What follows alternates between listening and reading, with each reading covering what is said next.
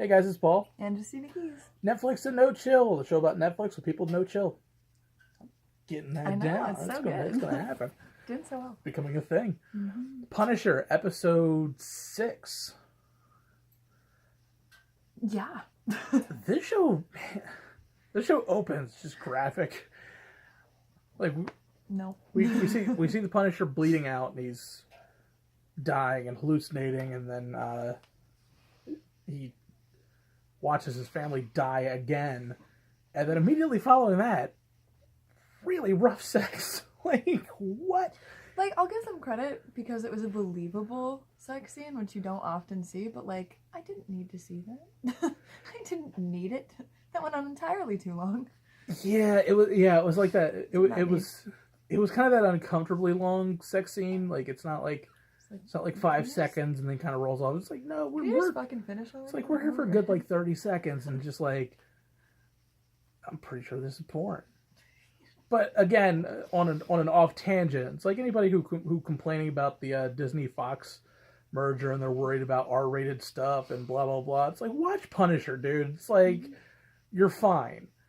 You're fine. There's this show about it is as graphic as anything you'll see in Logan or Deadpool or anything like that. This is a really dark series, and they don't pull any punches. But yeah. Frank's alive. His friend Gunner is not. He's dead. Not alive.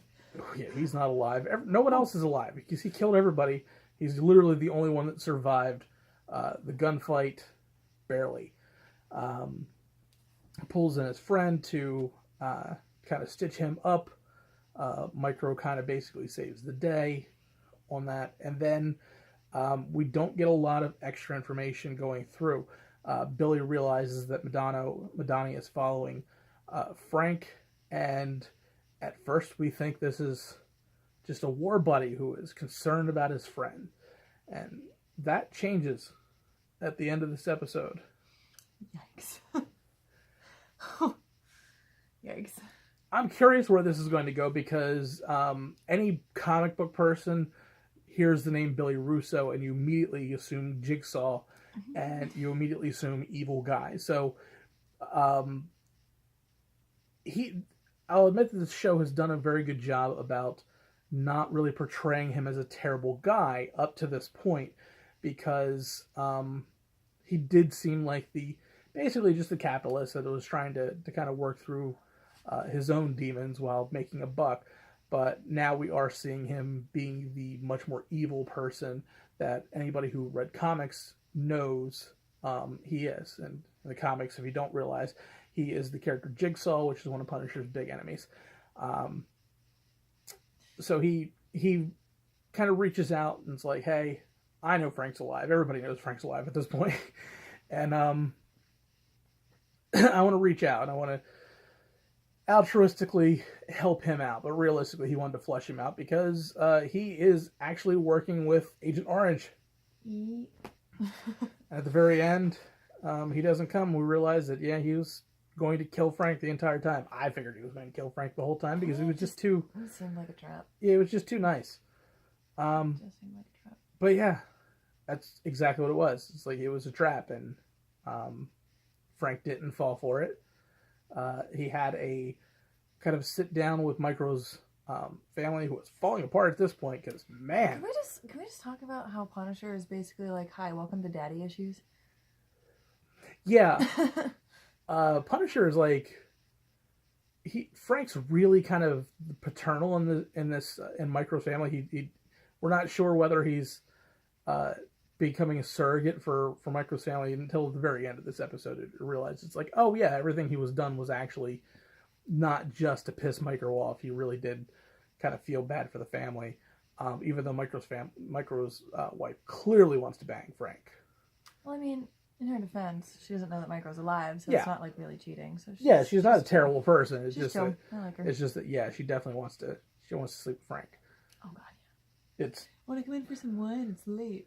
Yeah, it's late. Both my kids are asleep, and it's been a long day. Why do I trust you? And blah blah blah. It's like, yeah, you want. I see you. You want Frank's castle. No. Oh God, please no. You want Frank Castle's Rook. Please stop. Please stop. You want Frank Castle's drawbridge. Oh no, wait, no, that's the other way around. Nope. Okay, well, I'm just gonna. We're gonna stop. We're gonna stop. It's late. Totally. This is a late episode. This is a late day for us, and yeah, it's bad We're puns. not going there. We're not going there. Bad puns. She just wants Frank. Okay, am I okay with that one? Yeah. Yeah. I like bad puns. I know, but I like sleeping.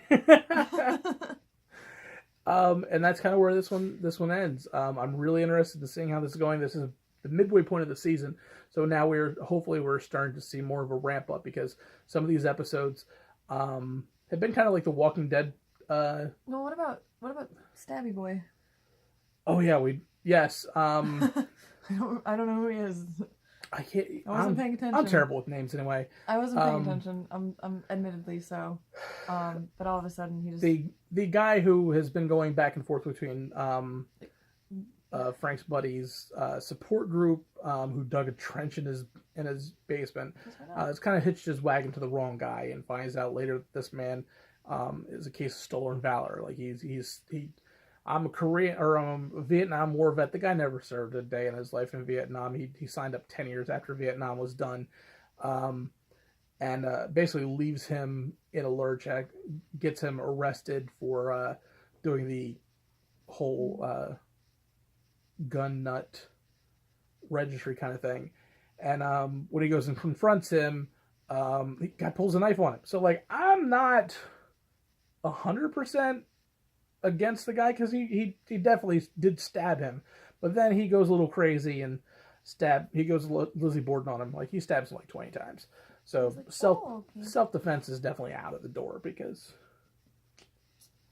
1 time, 2 times, 40 times. Yeah, no. Again, very graphic because he just sits there and we watch this man bleed out. Yeah. So that's going to be sitting up the rest of the season.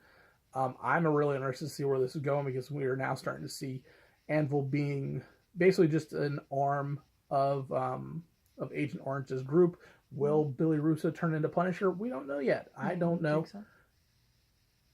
Will Billy Russo turn into Jigsaw? It's late. I know. It's late. I'm sorry, I corrected you. We don't know. But this series has been good. I still don't know how I feel about it. Like, I think Punisher is so fascinating. I'm just like, this is really graphic for me. It's a lot. And it's not even that it's, like, gory, because, like, I can't. Like, Saw movies, sorry, can't do it. I'm not a fan. But, like, this is just graphic in a different way, and I don't know if I like it. You should have seen when I mentioned Jigsaw. She was like, "Oh wait, no, what are we going there?" Because she immediately thought Saw, and was just like, "No, not that bad." I mean, and then I described how he actually became Jigsaw, and she was just cringing the whole time because, like, if you've seen Punisher Warzone or anything like that, like the Jigsaw's origin, what he becomes Jigsaw, is really graphic. And in this series, as we're seeing right now, I can see that really graphic origin story. It can happen because yeah. So we're going to have to see if Billy Russo does turn into our Jigsaw in the Marvel Universe, but he's definitely a bad guy. So that is now no longer in debate. The man is not a nice guy, and he wants to kill Frank. And so we're going to see how this is. Frank thought he had a bunch of allies, and he only has 1. Actually 2. Yeah. He has a doctor, and he has Micro. That's it. Karen? I think there's more of an extension of Micro. Okay. Because, like, if this goes into a firefight, Karen's next to useless. Okay, fair. And, like, so is his kid. Karen's kid couldn't even put down his sister with 1 punch. I mean, it's so terrible. But it's the truth. No, in a firefight. No, that's Sarah. I meant Karen. Karen? Right? Oh, yeah. Yeah? Yeah, I forgot Karen. I have the name right? Yeah. The wife is Sarah. It's late. It's late, yes. It's late, my dudes. It's late, and we've... But yeah, he still has Karen, he has Micro. That's pretty much it. Because I got a feeling the doctor's going to bite it the next episode. I got a feeling Billy's going to come back and be mad that he didn't get the right info and pop off the poor. Seems like the poor something doctor. they would do in the show. Yeah, that support group is going to be down one guy, and unfortunately, it's going to be the guy running it all. Yeah. But yeah, guys, that's it. We're gonna see this through. We're gonna see what's going on next week. Bonus points, I believe, maybe at some point later on today. Today being like this show is going to drop at 4 p.m. I believe around 7-ish. We're also going to have a react video to Becoming Jessica Negri. It's a new docu-series that's coming out on Rooster Teeth. It's going to be very dependent on when it drops. If it drops before noon, we're going to have it to you before 7 o'clock. If it drops to you anytime after like 3, we're going to have it to you Saturday morning because she has to go to work and we can't really watch it at work. Unfortunately, no. So that's it. But again, guys, thanks for watching. Thanks for everybody who's tuning in. Our channel has really spiked as far as numbers. That could just be us running the computers, but we're going to assume that it's you guys tuning in. And we really appreciate it, guys. And we will see you guys next week. Bye.